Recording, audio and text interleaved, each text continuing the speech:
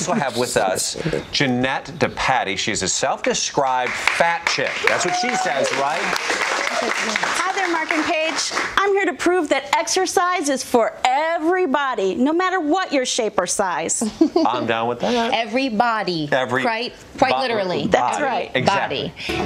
You know, you wouldn't guess that our next guest, Jeanette DePatie, is a certified fitness trainer. You know, with the national obesity epidemic, which is on the rise, you certainly have a few people up in arms about this whole idea of calling yourself the fat chick. Well, welcome, Jeanette. Thank you. You know, as women, we're told all the time, you know, by society that being fat is bad and shameful.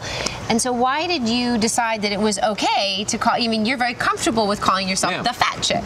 Well, that's a great question, and I think the first reason is because it kind of gets that out of the way, because otherwise, you know, people are like, does that fitness instructor know she's fat? I mean, like, you know, and I'm like, oh yeah, I know that already. It's on my business card, so we can kind of move past, past that issue. But it's also because I think successful fitness is about setting reasonable expectations, and not everybody who exercises is going to look like a fitness magazine cover model. Some of them will. Some of them are going to look more like me. But we're both successful exercisers. Right, and you're both trying to stay healthy and get fit on the inside as well, because a big part of exercise is about being healthy on the inside. Everybody who is heavy isn't necessarily unhealthy, and the reverse is true. Sure, you that can just be because thin. you're thin doesn't mean that you are healthy, right? That's true. And that's very true. How long did you struggle with your weight? Is this a lifelong thing? Yeah, it started for me when I hit puberty. I started rounding out, and I started having issues with my weight around then. And I did many, many years of dieting, yo-yo dieting, extreme diets, different kinds of programs trying to get thin. And I would get thin for a while, and then the weight would come back on, which is what a lot of people in Well, see. now, did you go to your doctor? Because, of course, the first thing I'm thinking is, do you have thyroid issues? You know, that's what everybody talks about. So have you gone to your doctor, and what has your doctor said? I mean, that's a reasonable question, right? When our weight is different than what people expect.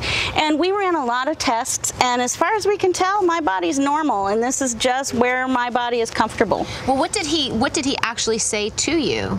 You know, he said, he asked me about behavior, which is the thing that's really more important when it comes to health.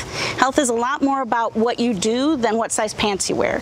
So he asked me, are you exercising? Are you eating fruits and vegetables? Are you managing your stress? Are you sleeping well? And when I said yes to those things, we moved on. I'm doing healthy things, we moved on. And so when did you realize that dieting wasn't the answer?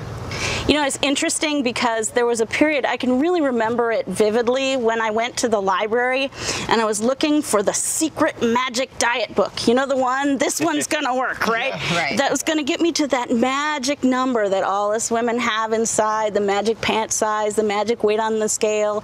And while I was looking for that book, I came across another book, which was an expose on the diet industry. And it really opened my eyes to the real success, that diet industry is not really very successful at helping people keep weight off in the long term.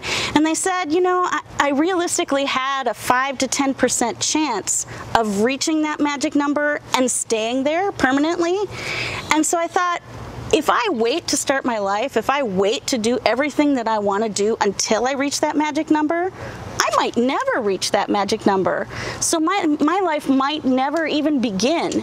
So a big part of your philosophy is really about living your life and accepting who you are and what you are, even as you're on the journey to potentially losing more weight, but making sure that you're staying healthy along the way, that exercise is vital, no matter what your size. Right. I mean, to steal a little bit from Forrest Gump, I mean, healthy is as healthy does, right? So I focus on doing healthy things, and that's what I teach my students to do. But I also teach my students, take the body you have right now, come to my class, we're going to shake it. We're going to have a great time. Well, speaking of, you do teach classes. What kind of classes do you teach? I teach dance-based fitness, and I'm in already. Well, you know what? We have a clip. Let's take a look at it, and then we can talk more about it. Sure.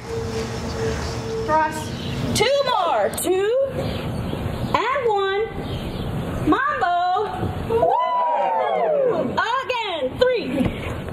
On the back. 2.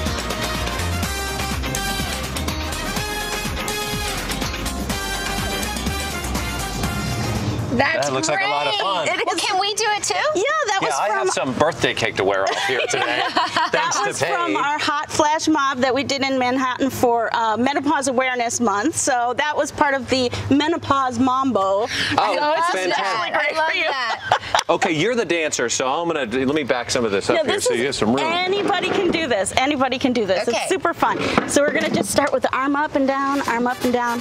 Okay. Other arm. Both arms now. And we're gonna do a little step out together like this. Out and together. Out and together. Add a little salsa hips. Woo! 2 steps now. 2. Good. 2. All right. 2. You're a good teacher.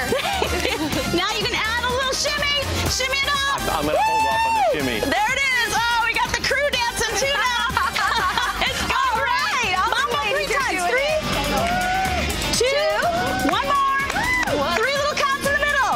1, 2, 3. Other side. 3, 2. The makeup artist is in the back. There you go, Ing. Shake it Get up. back there. Come on, Shake it. guys. Shake it. Turn around in a circle. Whoa, Again. Shake it. We want to hear your opinion. Do you think that it's healthy to be overweight? Let us know on our Facebook and Twitter page. You can email us. Go to our website, click on community. We'll be right back. We're going to chat with Chris Renee up next. Woo! Chris Renee up here.